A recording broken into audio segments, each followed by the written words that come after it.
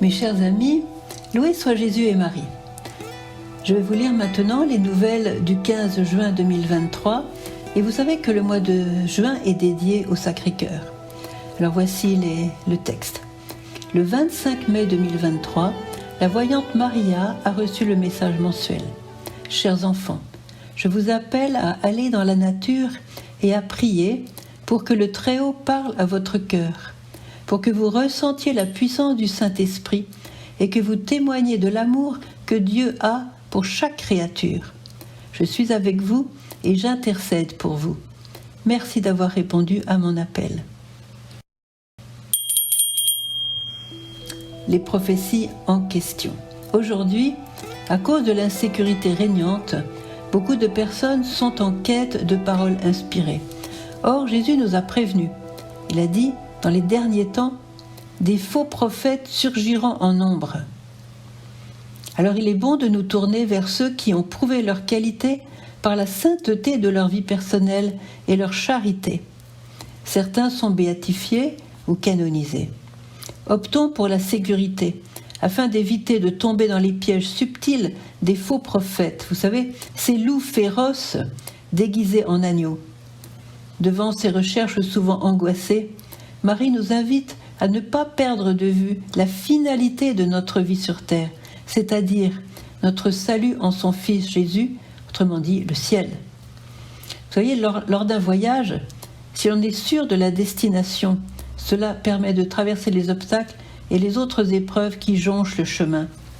Voici quelques points qui corroborent l'Évangile par la voix de Marie et de certains saints. À Fatima, Marie a affirmé au petit berger « À la fin, mon cœur immaculé triomphera ». À la fin de quoi ? Elle ne l'a pas dit. Mais il est certain que l'on ne triomphe pas sur la paix. Il est donc clair que ce triomphe sera précédé d'un temps difficile, et nous y sommes déjà. Ce temps difficile ne durera pas, grâce à Dieu. Il est comme un intermède avant ce temps nouveau dont Marie nous parle dans ses messages. La vénérable Marthe Robin, alors 1902-1980, affirmait que Dieu prépare pour le monde une nouvelle Pentecôte d'amour. Mais avant cela, le monde tombera très bas, surtout la France. Je ne vais pas rentrer dans les détails de toutes les prophéties de Marthe Robin, mais c'est vrai que la France tombera très bas, plus bas que les autres nations, mais elle se relèvera parce que la Sainte Vierge viendra la sauver. À Medjugorje, la voyante Vicka affirme avec force « La Gospa fera son plan. Tout ce qui ne vient pas de Dieu disparaîtra. » Et Vicka ajoute aussi que le triomphe du cœur immaculé de Marie est très proche. Vous savez, Vicka est la voyante à qui la Vierge a révélé sa vie sur la terre. Elle a écrit cette vie sur 2 cahiers qui seront publiés dès que la Sainte Vierge lui en donnera le feu vert. La bienheureuse Anna Maria Taigi, une italienne, 1769-1827.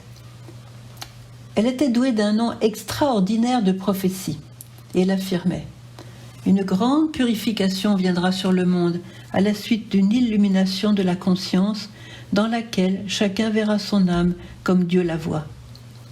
Le christianisme se répandra dans le monde entier. Des nations entières retourneront dans l'Église et la face de la terre sera renouvelée. » Alors quelques détails sur la fameuse bienheureuse Anna Maria Taigi. C'était une simple mère de famille, pauvre, laborieuse, qui aimait follement Jésus et bien sûr les siens, sa grande famille. À l'âge de 40 ans, elle fut douée d'un don qui n'a pas eu son égal dans la vie des mystiques. Elle voyait un peu au-dessus d'elle comme un soleil très lumineux. Dans ce soleil, elle pouvait lire très clairement des paroles, souvent prophétiques, qu'elle notait précieusement. Ces paroles touchaient des personnes ou des situations de son époque, mais aussi des événements futurs, même lointains. C'est ainsi qu'elle a pu aider 5 papes consécutifs, leur révélant des choses qu'il leur était nécessaire de connaître pour leur tâche pastorale. Beaucoup de papes ont été aidés par des mystiques. Nous avons l'exemple fameux de Sainte Catherine de Sienne.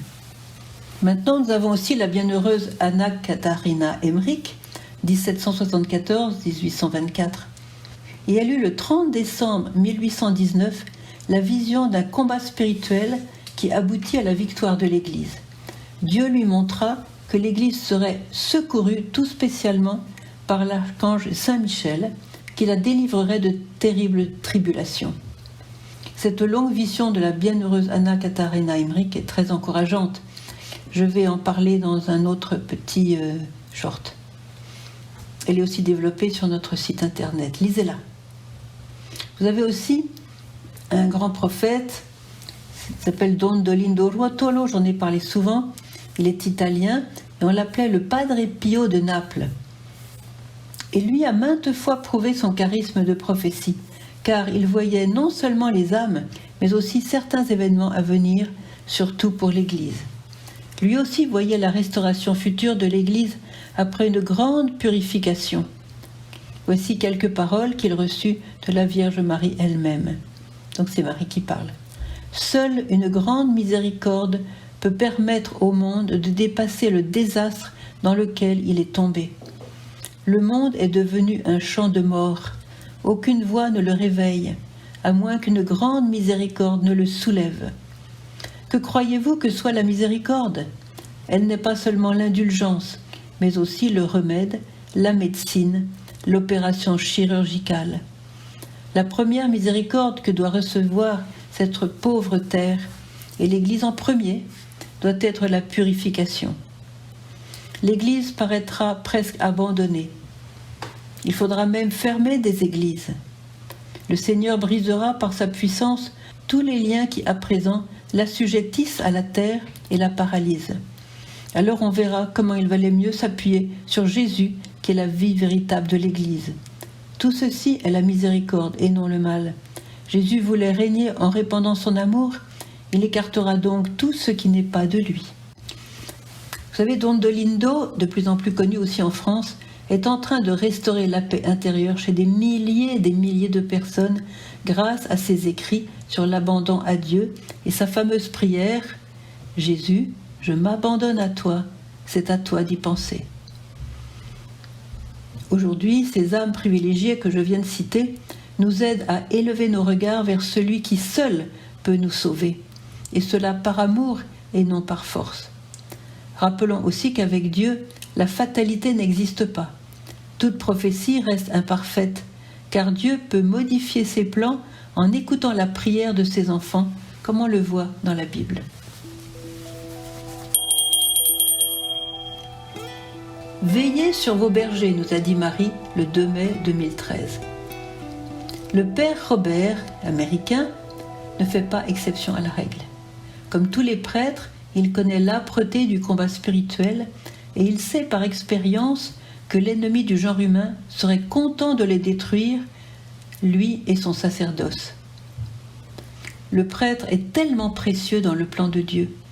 C'est pourquoi nous, les brebis, nous devons veiller sur nos bergers. Le père Robert m'a confié ce qu'un prêtre peut vivre et souffrir dans l'exercice de son sacerdoce, et quel précipice il est parfois appelé à frôler. Il raconte, je cite, « Lorsque j'ai été ordonné prêtre, j'ai fait une promesse au Seigneur en accord avec mon père spirituel. J'ai pris l'engagement d'avoir toujours une table entre moi et la personne qui viendrait me trouver pour un conseil ou pour autre chose, et cela en vue de me protéger. Cette promesse n'a pas été toujours facile à tenir, mais je l'ai tenue grâce à Dieu. Elle m'a sauvée. » Un jour, une femme est venue me trouver, car elle avait besoin de parler de sa situation de famille. Dès son arrivée, j'ai ressenti à son égard une forte attirance. Elle venait souvent me trouver, recherchant auprès de moi le réconfort dont elle avait besoin.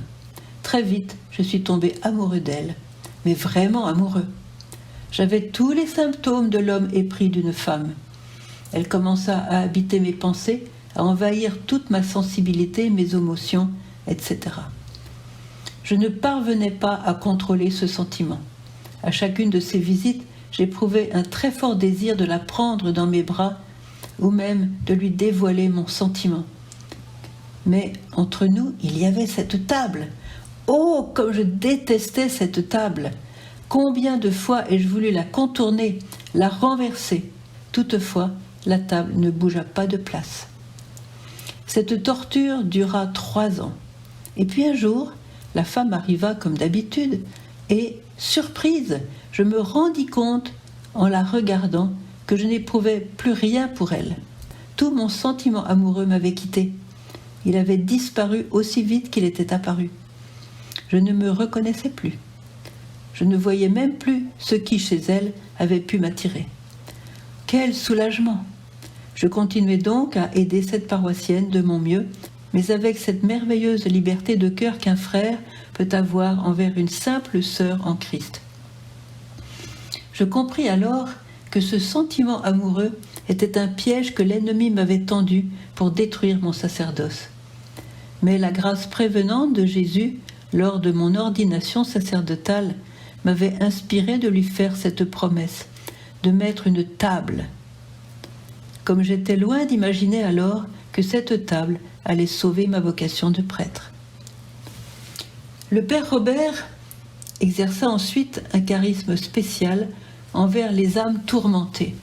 Il reçut le don de comprendre la cause de ce qui n'allait pas chez ces personnes tourmentées et de déraciner le mal par la prière. Combien de cœurs a-t-il aidé, combien de vies a-t-il sauvé en priant et en témoignant de la miséricorde de Dieu? Quelle perte pour tant et tant de cœurs en souffrance sa chute aurait-elle causé? Aujourd'hui, ce prêtre est reparti vers le Père, rempli de cette joie d'avoir pu humblement servir l'Église et d'être resté prêtre au milieu des vagues. Béni soit cette fameuse table! Si le père Robert a assuré sa propre protection dès son ordination, nous pouvons nous aussi placer des tables entre guillemets pour protéger nos prêtres et éviter les situations qui pourraient les faire tomber. N'est-ce pas là un moyen merveilleux de veiller sur eux? Et dans la Bible, nous voyons « Ne touchez pas à ce qui m'est consacré, dit le Seigneur. Gardez-vous de nuire à mes prophètes » dans le psaume 104 et 105. Ne touchez pas à qui m'est consacré, à mes prophètes, ne faites pas de mal. Livre des Chroniques.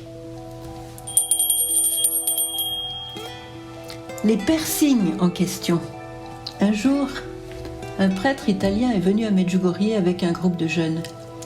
Voyant que la plupart d'entre eux avaient des tatouages et des piercings, il les a pris chacun en particulier et leur a expliqué les dangers de ces pratiques et comment demande à son peuple de ne pas faire de tatouage sur le corps ni d'incision.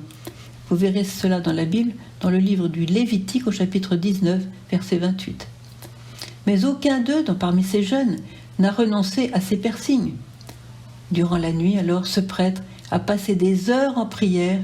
Il a confié tous ces jeunes à la Vierge Marie en lui disant « C'est à toi d'agir, moi j'ai échoué ».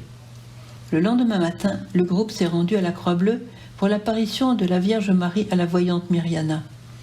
Au retour à leur pension, surprise pour le prêtre, ces mêmes jeunes sont venus à lui un à un et lui ont remis leur piercing. Pas un seul ne manquait. Le prêtre était bouleversé. Et dans un sourire, il a dit à la Vierge « Ce que je n'ai pas pu faire, toi, tu l'as fait. » Il a mis tous ses piercings dans une enveloppe et les a déposés sur le lieu des apparitions. La Vierge aime beaucoup les fleurs, mais quand nous lui abandonnons des choses qui nuisent à ses enfants, je crois qu'elle se réjouit encore bien davantage. Alors il serait trop long d'expliquer ici pourquoi les tatouages sont nuisibles, sont mauvais, mais nous pouvons déjà recommander à tous ceux qui n'en ont pas encore fait de ne pas en faire et à ceux qui en ont déjà fait de ne pas en rajouter. Notre prochain direct sera le 27 juillet à 21h comme d'habitude. Et voilà. Cher Gospa, nous voudrions te demander quelque chose. Nous désirons faire partie de ce petit reste que tu rassembles depuis tant d'années autour de toi, avec ceux que tu appelles les apôtres de ton amour. Comme toi et avec ton aide, nous choisissons la vie dans ce monde qui a choisi la mort, comme tu l'as dit toi-même. C'est pas facile du tout. Cher Gospa, sois toujours avec nous, comme le Seigneur est avec toi. Garde-nous fidèles dans ton étreinte maternelle, jusqu'au triomphe de ton cœur immaculé. Amen.